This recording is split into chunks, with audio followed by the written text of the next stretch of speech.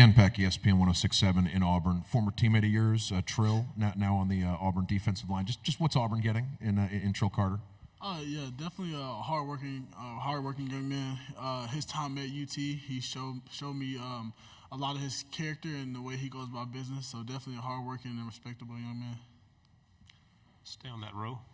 Adam Ogburn at K10 TV out of Sherman, Texas. Kelvin, I mean, just how much confidence does it give this offense that Quinn Ewers returning for his third year as the starter? Yeah, it gives you a lot of confidence, especially because the more you can spend time with a guy and play with him, the more you can gel with him. And even then, we have guys behind Quinn and even like other backups as well who would just gel right into our playbook and scheme as well. So it's very exciting. Right side on the aisle.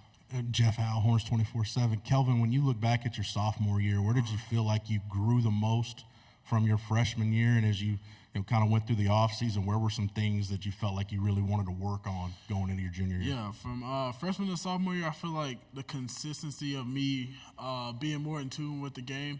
My teammate Jake Majors, he came back from a little O-line retreat, and he talked about it. He was like, "Do you like football? Do you love football? Do you live football?" I feel like I'm living football. Like I live for football. This is what I want to do. So just me being more in tune to film, more in tune to my technique, just different things like that, and just going into this off season, just staying consistent and just making sure I stay dominant. Left side, fourth row.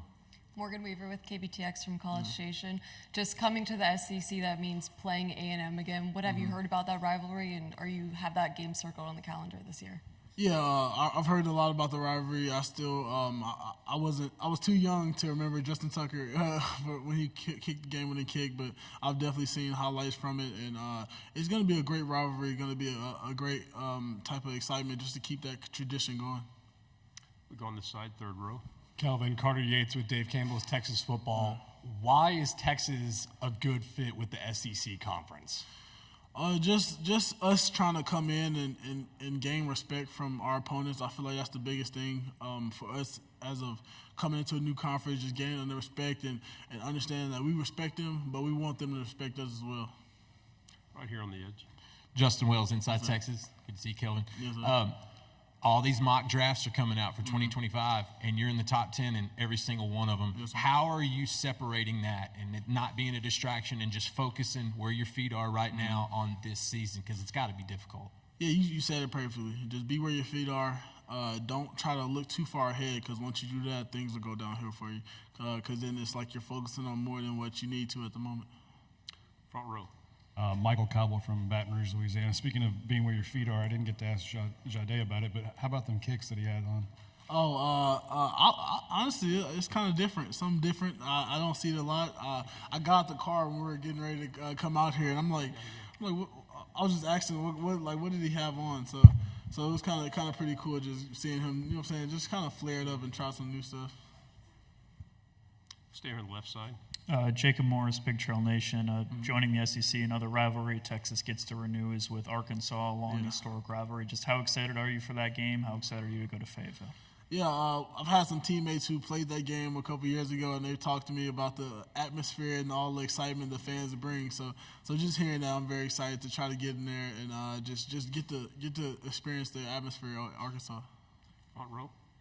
Eric Bailey with the Tulsa World. More rivalry talk. As Oklahoma and Texas fan bases learn about the SEC, how would you describe OU Texas to all the SEC fans? Man, I'll just say two teams who has a lot of grit and a lot of passion about their school, especially just being able to represent.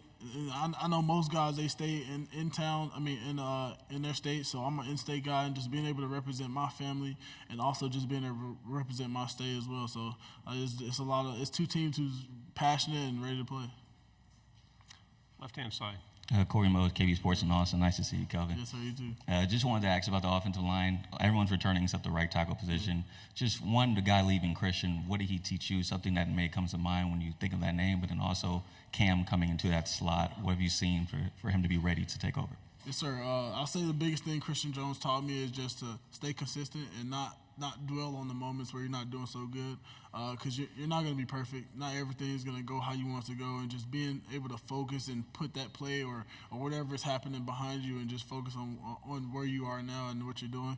And also with Cam, he's been a guy who's sit behind Christian for those 2 years and just being able to learn and learn from Christian's experiences like I did as well. So just I feel Cam he's gonna be ready, and he's just soaking it all in right now.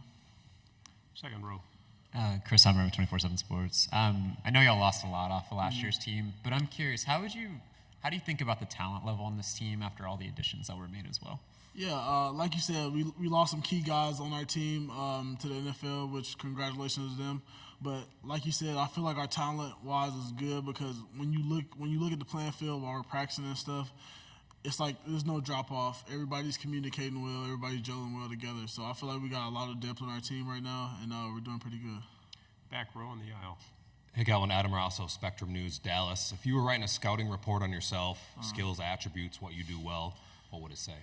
On myself, I would probably say some pros. I would say good feet, good hands, willingness to learn the game, and the consistency in his technique, no matter when he's tired or when he's fresh. You had another one in the back row. Donna Conrad, 15 ABC and Bryan College Station.